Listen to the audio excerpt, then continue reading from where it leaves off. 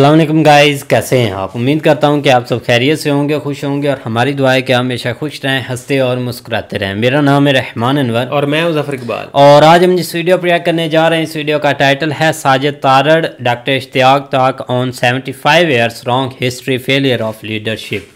तो देखते हैं भाई, आज हमारे साथ तारड़ साहब हैं और इश्तियाक डॉक्टर इश्तियाक साहब और चीमा साहब भी भाई हमारे साथ ही हैं। तो बिल्कुल भाई बहुत ही अच्छी ये डिस्कशन रही है इनकी भाई, तो काफ़ी रिकमेंडेड वीडियो है। तो देखते हैं भाई वीडियो। अगर वीडियो पसंद आए तो लाइक सब्सक्राइब ज़रूर कीजिएगा और कमेंट में अपनी राय का इज़हार ज़रूर कीजिएगा। तो करते हैं वीडियो स्टार्ट। तो दोस्तों, जिस तरह के आप देख रहे हैं, आज मेरे साथ दो बड़े काबिल मोहतरम शख्सियात, प्रोफेसर डॉक्टर इश्तियाक अहमद साहब और साजिद तारड़ साहब। आप इनको सुनते रहते हैं, मुफक्कर हैं और जो कहते हैं तहकीक भी करते हैं। तारड़ साहब जो हैं वो थर्ड जनरेशन अब लॉयर हैं और अमेरिका में सियासत भी कर रहे हैं। डॉक्टर साहब जो है वो स्वीडन में इन्होंने पढ़ाया है और बड़ा लिखा है और बातें की हैं। आज मैंने इन दोनों अपने मुअज़्ज़ज़ मेहमान को रिक्वेस्ट की कि आएँ और हमें बताएं कि जो 75 साल पाकिस्तान के गुजरे वो कैसे गुजरे और हमने आगे किस तरफ जाना है। असल क्वेश्चन जो है वो फ्यूचर का क्वेश्चन है। सबसे पहले मैं डॉक्टर इश्तियाक अहमद साहब से रिक्वेस्ट करूंगा, सर सबसे पहले तो आपके वक्त का बहुत शुक्रिया और दूसरा सर ये बताएं कि आपने तो इतनी तहकीक की, लिखे पढ़े, ये हमने 75 साल में जैसे अभी साजिद तारड़ साहब शो से पहले कह रहे थे कि हम डेड एंड पे पहुंच गए हैं, आप वाकई समझते हैं कि हम डेड एंड पे पहुंच गए हैं या कि अभी जो है वो इस सियासी लीडरशिप में, मिलिट्री लीडरशिप में, सिविल ब्यूरोक्रेसी में जान है? डॉक्टर साहब आप कैसे देखते हैं, जरा हमें बताएं प्लीज। देखिए, डेड एंड पे from rational point of view तो हम बहुत देर से पहुंच गए होंगे, लेकिन मेरी अपनी एक थ्योरी है कि इंटरनेशनल सिस्टम जो है ना वो टेरिटोरियल स्टेट्स की एग्जिस्टेंस पे बेस्ड है। एक स्टेट अगर डिसइंटीग्रेट हो जाए तो उसकी डिस्टर्बेंस सारे सिस्टम में जाती है और ये तो 220 मिलियन का मुल्क है। यहाँ पे खुदा ना खास्ता पाकिस्तान कोलैप्स कर जाता है तो किस डायरेक्शन में जाएंगे यहाँ के लोग रेफ्यूज लेने के लिए। 1 मिलियन भी अगर वेस्टर्न यूरोप आ जाए और 500 मिलियन अमेरिका आ जाए तो उनकी जो वेलफेयर सिस्टम है जिसपे वो रेफ्यूजीज को हैंडल करते हैं वो कोलैप्स कर जाएगा। तो दुनिया में कौन है जो चाहता है कि पाकिस्तान कोलैप्स कर जाए? इंडिया के ऊपर इल्ज़ाम तो ये माफ़ करना मोहम्मद अली जिन्ना से शुरू होता है 1937 ऑनवर्ड्स। मैंने उनकी तकरीरें जो हैं one after the other quote की हैं अपनी जिन्ना वाली किताब में कि एक यूनाइटेड इंडिया के अंदर Islam will be annihilated. Mind you, these are his words. Annihilated का मतलब होता है निस्तो नाबूद, और मुसलमान जो है will be obliterated. Actually obliterated is a synonym of annihilated. इस डर के ऊपर और ये प्रॉमिस के पाकिस्तान बनेगा तो पता नहीं 7वीं सदी की जो वैल्यूज है हम वापस ले आएंगे और पता नहीं क्या क्या अवाम को मिलेगा। इस किस्म की वो कहते हैं अनरियलिस्टिक इमोशनल बातें करके इन्होंने हिंदुस्तान के टुकड़े किए और उसके बाद क्योंकि ये लेगेसी इस किस्म की थी तो वो कन्वर्ट हो गया इनटू आवर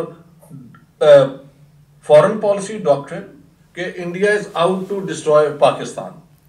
अब आप देख लें, आपकी सिविलियन रूलर्स के आप बयान देख लें। Liaquat Ali Khan, Quaid Azam Mohammad Ali Jinnah while he was governor general and onwards, या आप अपने मिलिट्री लीडर्स की बात सुन ले, वो इसके ऊपर सारे मुत्तफिक हैं। On the other hand the evidence shows कि जितनी भी जंगें हुई हिंदुस्तान के साथ वो सब हमने शुरू की हैं। ईस्ट पाकिस्तान के इवेंट को अगर जरा एक तरफ हम छोड़ दें तो बाकी all Wars were initiated by Pakistan और उसके अंदर जीरो गेन हुआ जिसके लिए किया टू विन बैक कश्मीर। मैंने तो यह भी साबित किया है कि Kashmir was on offer for a long time and Jinnah overruled all possibilities of availing that opportunity. अगर आप चाहें तो उस पर भी मैं बात कर लूंगा, लेकिन आज क्योंकि मेरे दोस्त साजिद तारड़ साहब को भी आपने बुलाया और बड़ा हाई लेवल पैनल है, तो I think we should be as honest as we can, ताकि आपकी जो ये है ना एफर्ट, उसमें जो भी हम कंट्रीब्यूट कर सकें बिल्कुल ऑनेस्टली करें और with the best intention for the people of Pakistan. तो इस तरह मैं बैकग्राउंड में देखता हूं dead and, absolutely dead and, लेकिन डजंट मीन कि this state will disintegrate because it has hit the dead and. दुनिया यही चाहेगी कि ये कंटिन्यू करे, और आई थिंक पाकिस्तान के अवाम भी यही चाहते होंगे, लेकिन जो हमारी रूलिंग क्लास है, क्या उसके पास कोई है preparation to change course? No sir, not at all. हमारे पॉलिटिशियन, हमारी military leadership, they outdo one another in anti Indiaism. और चाइना के साथ जो हमारा रिलेशनशिप है, सीपेक के जो रिजल्ट थे वो अभी तक तो नजर नहीं आए। तो वेयर आर वी हेडेड? मैं इस पे खत्म करता हूं और साजिद भाई के बाद फिर हम आगे बात करेंगे। बिल्कुल ठीक है तार साहब, डॉक्टर साहब ने भी बात की, आप लॉ के स्टूडेंट हैं, पॉलिटिक्स के स्टूडेंट हैं, आपने पूरी जिंदगी सियासत भी की है, बड़ा जैसे कहते हैं ना बड़ा मुश्किल सफर तय किया पाकिस्तान से अमेरिका का, और आपने बड़ी एक दफा अच्छी बात की कि अगर वहां पे इतना प्रॉमिसिंग फ्यूचर होता तो ये लाखों लोग क्यों वहां से बाहर निकले। तार साहब ये बताएं कि ये जो बात है कि इंडिया ने हमें तबाह कर देना है और हमने अपनी फॉरेन पॉलिसी, नेशनल सिक्योरिटी में इस चीज को डाल दिया और 75 साल उसी में लगे रहे, आज 75 साल बाद आप क्या देखते हैं, इंडिया ने हमें कितना तबाह किया और हमने अपने आप को कितना तबाह किया? चीमा साहब, सबसे पहले तो मैं शुक्रिया अदा करूंगा कि आपने खासकर मुझे आज डॉक्टर साहब के साथ बुलाया, डॉक्टर इश्तियाक साहब। मैं हाई रिगार्ड्स, मेरे लिए एक ऑनर है, प्रिविलेज है कि I am sitting in the same panel with them. Doctor Ishtiaq साहब has done a wonderful job in the past, specially a very patriotic Pakistani, और मेरे लिए बड़ा एजाज है। सबसे पहले मैं बताना चाहता हूँ। दूसरा, मैं दो पोर्शंस में बोलूंगा, एक तो मैं भारत के एलिमेंट की बात बाद में करता हूँ। सबसे पहले मैं पाकिस्तान के वो 75 सालों पे 5 मिनट बोलना चाहूंगा, 2-3 मिनट बोलना चाहूंगा। मेरा सबसे पहले ये क्वेश्चन है, क्या वाकई आपने पाकिस्तान बनाया था? क्या आपने वाकई ही जस्टिफाई किया द लैंड ऑफ द प्योर्स? क्या आपने लोगों को धोखा नहीं दिया था कि आए आपको ला इलाहा इल्लल्लाह दें, और आपने उनके साथ क्या ज्यादती की है? पहला मेरा ये क्वेश्चन ही है, और मेरा ये क्वेश्चन सारे पाकिस्तानियों से 25 करोड़ लोगों से है जो लगभग इस वक्त पाकिस्तान में रहते हैं। Are you satisfied with the promise which was made to you for the land of pures? क्या ट्रांसपेरेंसी इंटरनेशनल की जो अभी पिछले हफ्ते रिपोर्ट आई है कि आप करप्शन में किस तरीके से मुलव्वस हैं, और आपकी पुलिस और आपकी अदालतों के हालात क्या हैं? क्या आपकी अदालतें 139 में से दुनिया में से 130 नंबर पर आ रही हैं? क्या यही मकसद है ला इलाहा इल्लल्लाह का मतलब ये है? पहला ये मेरा क्वेश्चन। दूसरा, आपने ज्यादती की अपने, मैं खासकर डॉक्टर साहब, मेरे मोहतरम डॉक्टर साहब ने 71 की भी बात की। 71 से ईस्ट पाकिस्तान का कंक्लूजन हुआ था 1971 में। आपने 60s में बातें करनी शुरू कर दी थी कि बंगालियों से जान छुड़ाओ, ये हमारे ऊपर एक बोझ है। बिल्कुल। आपके सबसे पहले मैं बताना चाहूंगा कि हिस्ट्री आप गलत पढ़ा रहे हैं बच्चों को, और जब तक मैं समझता हूं करेक्शन तब ठीक होती है जब आप किसी चीज का कन्फेशन करते हैं। आपको आज कन्फेशन करना होगा कि आप 1947 से ही आपने ज्यादती शुरू कर दी थी। आपकी रूलिंग ब्यूरोक्रेसी, आपकी रूलिंग एलीट 1947 से करप्ट थी। आज मुझे इत्तेफाक हुआ है इस चीज को सुनने के लिए कि हमारे इमरान खान साहब मुसलसल बाजवा साहब को कह रहे हैं डबल गेम। जब मैंने ये सुने इस चीज के बारे में तो फौरन मेरे ज़हन में एक नक्शा आया सिकंदर मिर्जा और अयूब खान का। सिकंदर मिर्जा कौन थे, अयूब खान थे, ये आपको कौम के सामने रखने पड़ेंगे दो करैक्टर, ताकि आप माजी के औराक में देखें आज क्या हो रहा है। सिकंदर मिर्जा साहब ने पहला मार्शल लॉ लगाया, और उसके बाद अयूब खान ने देखा कि उसके ऊपर कोई रिएक्शन नहीं आया, तो उन्होंने सिकंदर मिर्जा को फारिग कर दिया। आज अगर देखा जाए तो 4 साल बाजवा साहब और Imran Khan, the way they were embedded, the way the project Imran Khan was launch, इसमें ये दोनों शरीक हैं जो कुछ भी हो रहा है। और आज आप practically you have gone bankrupt, you are at default. आपके पास 6.7 billion जो मौजूद है, that money belong to Saudi Arabia and China. You can only see that, you cannot touch it. आपके अंदर इस वक्त डिस्प्रीन का कोटा बन चुका है, आपकी सब्जियां 5.4 मिलियन की कराची पोर्ट पर सड़ रही हैं, आपके पास 35 मिलियन डॉलर नहीं है गूगल को देने के लिए, और आप 225 मिलियन डॉलर इंटरनेशनल एयरलाइंस का मारकर बैठे हैं। You are in default. आपने अभी तक सिर्फ एआरवाई जियो पे चलाया नहीं है कि we have gone bankrupt, otherwise आप not only you have gone bankrupt, मुआशी तौर पर, इखलाकी तौर पर भी आप बैंकरप्ट हो चुके हैं। हर तरह से कि आपकी करप्शन की, आपकी दहशतगर्दी को बेचने की स्टोरियां इस वक्त ज़दे आम है हर दुनिया की हर कैपिटल में। अब उससे मैं आगे चलना चाहूंगा कि इंडिया के ऊपर जो ब्लेम किया गया है, आपको एक फिक्शन बताई गई है हमेशा, एक नेशनल सिक्योरिटी थ्रेट बनाकर सिर्फ पैसे बनाने के लिए।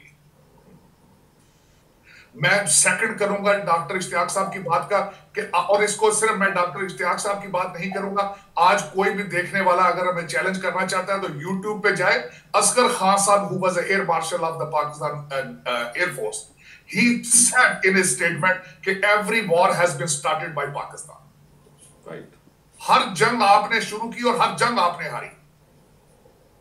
This is not the we are talking about here. This is on YouTube. और उसके बाद आपने कश्मीर का एक मुद्दा खड़ा रखा सारी जिंदगी, ताकि आप डिफेंस के बजट को आप निचोड़ सकें, आप इस कौम के खून के साथ अपनी जो है वो भूख मिटाते हैं। लेकिन आज जिस पोजीशन पर आप पहुंचे हैं, 6.7 billion dollar versus 560 billion India foreign reserve, 8 to 9 billion Afghanistan foreign reserve. और मैं बात ये करूंगा कि आप इतने बेहिस और बेजमीर हो चुके हैं कि आज भी आपके हर चैनल के ऊपर हर एंकर परवेज लाई की बात कर रहा है कि किस तरह he can become a chief minister of Noon league. किसी को कोई एहसास नहीं है व्हाट आर योर डायरेक्शन। और दूसरी एक लास्ट इस आर्गुमेंट में बात करना चाहूंगा चीमा साहब, आप कह रहे, डॉक्टर साहब ने भी फरमाया है कि जब ये डिसइंटीग्रेटेड जब ये खत्म होगा सिलसिला, लोग कहां जाएंगे। डॉक्टर साहब, लोग पैदल चलकर इस्तांबुल जा रहे हैं। आज मैं दुख के साथ कहूंगा, इस्तांबुल से जो भी कश्ती चलती है ग्रीस की तरफ, उसमें 70% पाकिस्तानी होते हैं, उसमें 70% पाकिस्तानी होते हैं जो ग्रीस और इटली जा रहे हैं।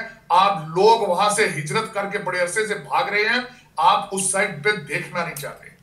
इस वक्त आपके देखें, आप जिनको ये लोग पाकिस्तान में बैठ कहते हैं कि ये हमारी फॉरेन रेमिटेंस आ रही है, ये हमारा एसेट्स है। सऊदी अरेबिया में you are become a third class human living there with the name of रफीक, मस्कीन एंड गरीब। और लेकिन उसको जो पैसा रेमिटेंस वापस जाती है, उसके साथ लंदन में और दुबई में प्रॉपर्टियां बनती हैं आपकी रूलिंग एलीट की। और सबसे बड़े, आप इसी वजह से अब बेजमीर हो चुके हैं। और आज किसी के माथे पर कोई बल नहीं है कि what is going on in Pakistan. और आज मैं बल्कि इसको आखिरी चीज ये कहूंगा कि now it's too late to do anything basically. बिल्कुल लेट हो गई, बहुत ज्यादा लेट हो गई। बात नेशनलिज्म की है। Nations can not survive without nationalism. मुझे वो नेशनलिज्म किसी पाकिस्तानी में नजर नहीं आया। इसमें एक बात मैं करना चाहता हूँ, मतलब साजिद तारड़ साहब ने जो इतनी इलेबोरेशन की है, इसमें मजीद कि वाकई आपको पेट्रियटिज्म, नेशनलिज्म जो नॉर्मली डिफाइंड होती है ना, कि अपनी धरती से प्यार, वो कभी पहले दिन से नहीं था जब इन्होंने ये मुल्क बनाया था। बल्कि जिस धरती में हमारे बुजुर्ग पैदा हुए, मजहब जो मर्जी हो गया उसको हमने खुद तोड़ा। चलो हो गया, हिस्ट्री में इस किस्म के मुल्क बन जाते हैं। और जाते वक्त एक इलेबोरेशन कर दूं, पाकिस्तान तो अंग्रेजों ने बनाया था, ये सोच के कि हम एक, और मैंने कोट किया है लेफ्टिनेंट जनरल फ्रांसिस टकर को, sir Francis Tucker, he was head of the eastern command. उसने कहा कि we need an Islamic arc beginning in Algeria into Arabia Deserta, then into Persia and northern Hindustan, where an Islamic state backed by British science comes into being, और उसको हम Soviet union और communism को रोकने के लिए तैयार करेंगे। ये ब्रिटिश प्रोजेक्ट था, अमेरिकन नहीं था। अमेरिका की पोजीशन ये थी कि secular democratic model Congress party का है और ये जो मुस्लिम लीग की है पॉलिसीज ये डिवाइसिव हैं, ये लोगों को नफरत की बुनियाद पे तैयार कर रहे हैं। तो वो इसके हक में नहीं थे। बरतानिया बना के गया पाकिस्तान को, और मैंने किताब में शो किया कि मोहम्मद अली जिन्ना सेकंड वर्ल्ड वॉर के बाद ब्रिटिश पॉलिसी का बिल्कुल एक्सटेंडेड हैंड थे। तो ये इस तरह ये मुल्क बना है। ये कहते हैं हमने कुर्बानी दी है अपने लोगों की। इन्होंने 500,000 कम अज कम मुसलमान सिर्फ ईस्ट पंजाब में मरवाया है, और बाकी इलाकों में। कुर्बानी तो होती है कि आप वॉलंटरली जाके दें। आप घरों में बैठे हुए हैं और हमले आप पे हो रहे हैं क्योंकि आपने मार्च में यहाँ पे सिखों के गांव एनसर्कल करके उन पे हमले किए। 21 और 22 जून की रात को शालमी में आग लगवा दी, और वहाँ के हिंदू सिख जो बड़े पीसफुल शरीफ लोग थे उनको वहाँ पे जला दिया। तो बाद में फिर रिएक्शन उधर से भी हुआ। लेकिन आई मस्ट से कि अगर सारे हिंदुस्तान में ये होता तो 35 मिलियन मुस्लिम उस जमाने में आ जाते जब वेस्ट पाकिस्तान की, जो आज का पाकिस्तान है, पॉपुलेशन सिर्फ 33.9 मिलियन थी। उससे ज्यादा लोग आ जाते तो ये कोलैप्स कर जाता। ये तो महात्मा गांधी की मेहरबानी है, जवाहरलाल नेहरू की विजन है कि क्योंकि उन्होंने कभी कम्युनलिज्म की बुनियाद पे, एंटी मुस्लिम बुनियाद पे आज़ादी की जंग नहीं थी लड़ी। उन्होंने वहां पे जो हमले कर रहे थे हिंदू महासभा और आरएसएस, उनको दबाया और रोका। दैट इज वाई इतने मुसलमान हिंदुस्तान में हैं जितने पाकिस्तान में हैं। आपने हिंदुस्तान के 1000 साल की जो मुस्लिम कम्युनिटी है उसके टुकड़े खुद आपने किए। मैंने कोट किया है कि 30 मार्च 1939 को कानपुर के मुसलमानों ने कहा कायदे आजम को कि सर ये 1940 का जो रेजोल्यूशन है जहां पाकिस्तान बना रहे हैं वहां तो पहले ही पाकिस्तान है, जितने इलेक्टेड गवर्नमेंट्स है वो सारी मुसलमान चीफ मिनिस्टर हैं, हमारा क्या बनेगा।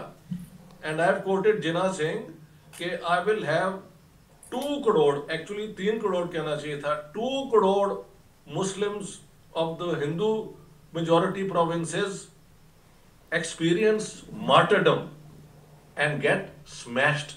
These are verbatim words I'm quoting. तो मुसलमानों का इन्होंने कहाँ ख्याल किया है।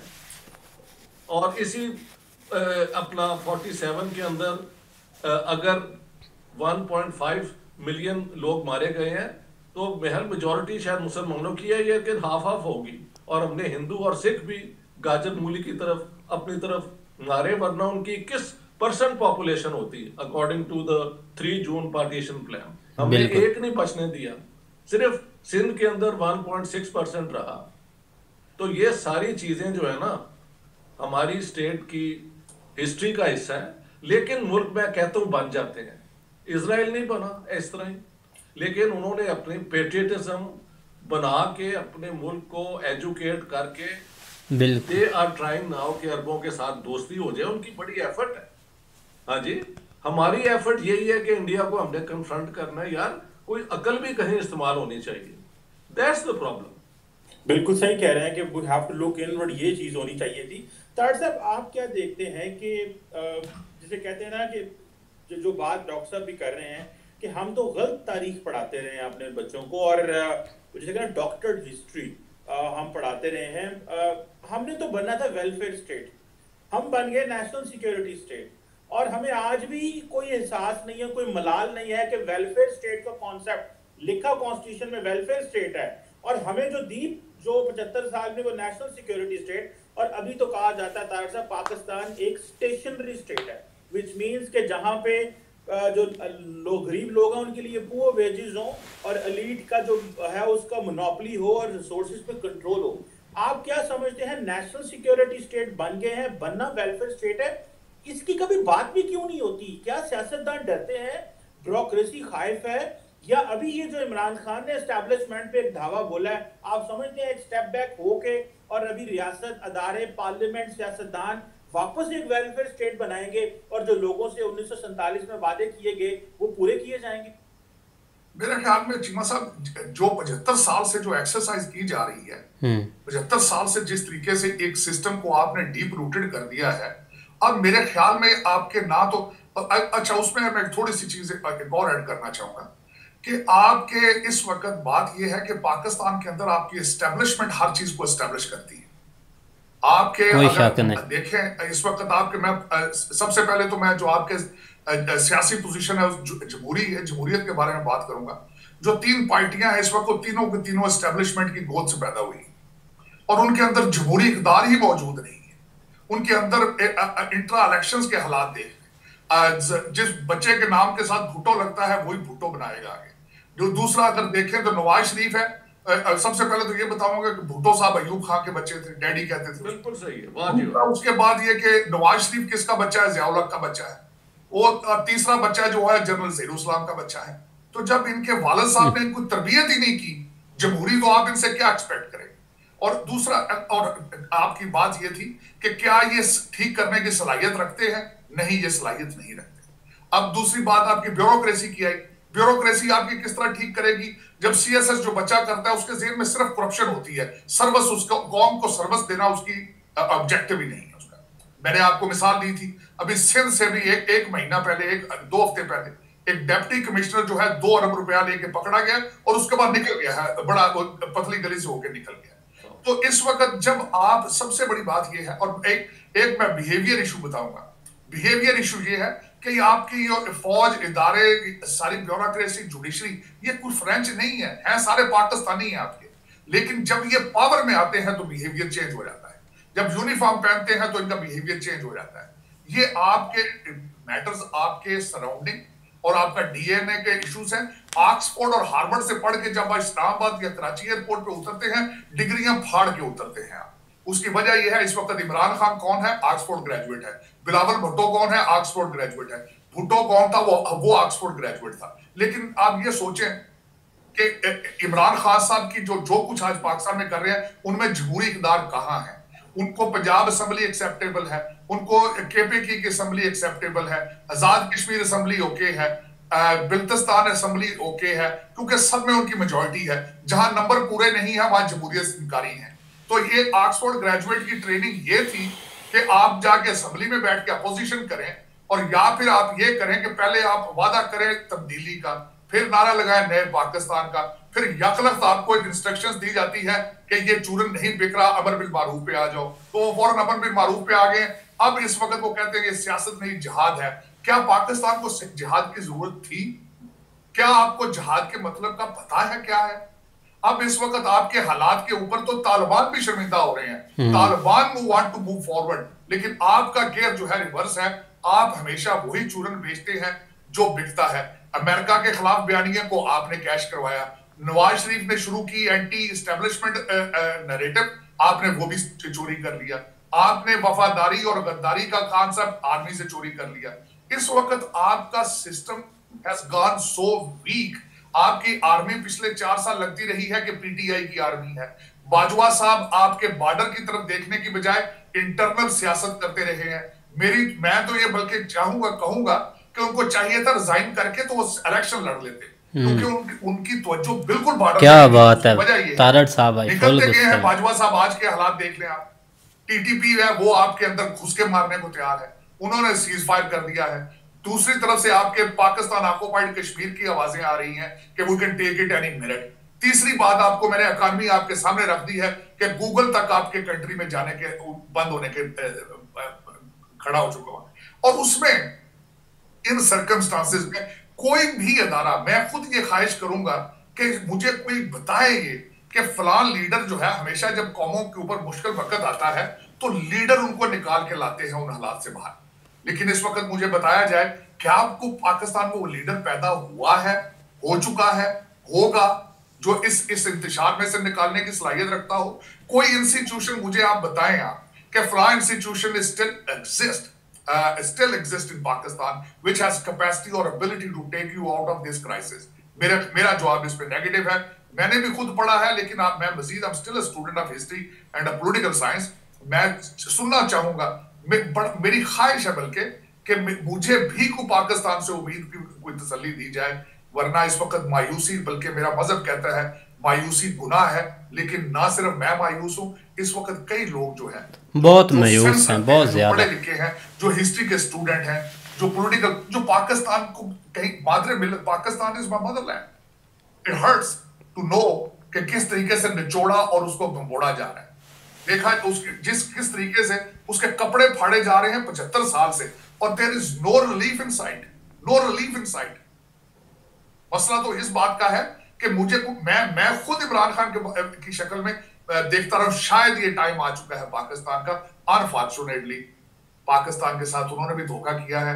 वो पंजाबी च कहते हैं गाई खबी तुम्हारी सजी। बाजवा साहब भी चुटके से उन्होंने सिर्फ एक तकरीर में कह दिया है मैं गुमनामी में चला जाऊंगा। बाजवा साहब, गुमनामी में आप पाकिस्तान तबाह करके जाएंगे। साथ ही लफ्ज भी आपके साथ लिखा जाएगा कि you what kind of damage you have done to Pakistan in a form of project Imran. एक बात बिल्कुल भाई। हाँ जी गाइस, तो जैसा कि आप वीडियो देख रहे थे, तो बिल्कुल भाई आज जो हमारे सीनियर ही हम बोल सकते हैं, क्योंकि वो इस चीज़ को काफ़ी भाई अंदर से जानते हैं और उनकी बहुत ज़्यादा जो पुराना तजर्बा है। भाई डॉक्टर इश्तियाक साहब की बात की जाए तो मैं तो बोलता हूँ बहुत ज़्यादा भाई पुराने भाई वो इस चीज़ में है कि उनको हर हिस्ट्री की चीज़ के बारे में भाई पता है। अपनी किताबें उन्होंने किताबें लिखी हैं हर चीज़ को, मतलब जो ऊपर देख ये कर होते हैं सरमाया होते हैं सरमाया, ये लेकिन इनका पता भी नहीं किसी को कि हमारे ऊपर जो सरमाया है इन पर वो यकीन नहीं करते। अगर इस साइड वाला बोल दे या उस साइड वाला, वो इस चीज़ को मानते नहीं। लेकिन आज हमारी हिस्ट्री के बारे में आप जाकर वही पुरानी बातें देख लें तो आपका तो भाई दिल ही उठ जाएगा इस चीज़ से कि भाई उस वक़्त था क्या और है क्या और अब हम हैं क्या। ठीक है ना। जिस तरह हम इस चीज़ को भाई आगे आगे जानते जा रहे हैं या देखते जा रहे हैं, हमारा तो भाई दिल कर रहा है कि यहाँ ही छोड़ दें इस चीज़ को, तो यही अच्छा। ये ना हो कल को भाई कि कुछ और ही भाई देखने को हमें मिले, क्योंकि यही हम तो भाई जान के खुद हैरान हो रहे हैं कि कैसे भाई बेचारे बच्चों को भाई बंदों को जितने इतने भाई इन्होंने लाखों के हिसाब से भाई बंदे ही मार दिए। बिल्कुल डायरेक्शन जो है ना वो ये गलत है पाकिस्तान की 75 साल से। हम तो ये इस नतीजे पे पहुंच रहे हैं आस्ता आस्ता, जो क्योंकि डेली बेस के। अच्छा, एक और सबसे आम चीज़ कि पाकिस्तान का बिल्कुल जो है ना वो जिस तरह कह रहे हैं कि सिर्फ अब जियो न्यूज़ और ARY न्यूज़ ने बताना है, अदरवाइज जो है ना वो इनसाइड मामले बहुत ज़्यादा ख़राब हो चुके खराब हो गए भाई। तनख्वाह देने को पैसे प्राइम मिनिस्टर साहब जो है ना वो हमारे कह रहे थे कि हमें खुद नहीं समझ आ रही कि हमें पैसे मिलेंगे कहाँ से। तो क्योंकि अब कोई कंट्री, पहले क्या होता था कि कभी सऊदी अरेबिया दरमियान में आ जाता था, कभी जो है ना वो UAE आ जाता था, कभी चाइना आ जाता था। 3 ये मेजर थे। और अमेरिका की तरफ जब भी जाते थे, अमेरिका जो है ना वो फ्री में कुछ भी नहीं देता, हमेशा जो है ना कुछ वो ले दे के जो है ना वो काम करता है।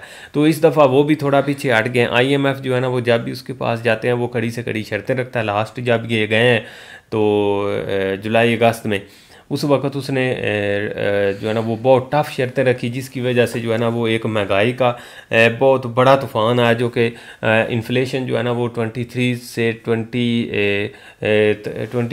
से तकरीबन जो है ना वो 30 तक जो है ना वो पहुंच गई थी।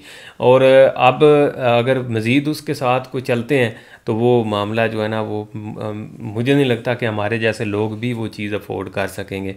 अभी तो चलो गुजारा चल रहा है, ठीक है, लेकिन ये कि उस वक़्त जो है ना वो मामला, ज़ाहिर बात है जब हुकूमत के हाथ में कुछ नहीं रहना तो बाकी। और जिस तरह वो बता रहे हैं कि कंटेनर सब्जियों के जो है ना वो वहाँ पे पोर्ट पे खड़े हुए हैं, और उसमें कहते हैं कि 300 से 400 कंटेनर ऐसे हैं जिसमें जो है ना वो सब्ज़ी से रेलेवेंट चीज़ें हैं, और उनको जो है ना वो क्लियर नहीं कर रहे। ज़ाहिर बात जो पेमेंट करनी है वो डॉलर्स की सूरत में करनी है, तो उसके लिए डॉलर नहीं है।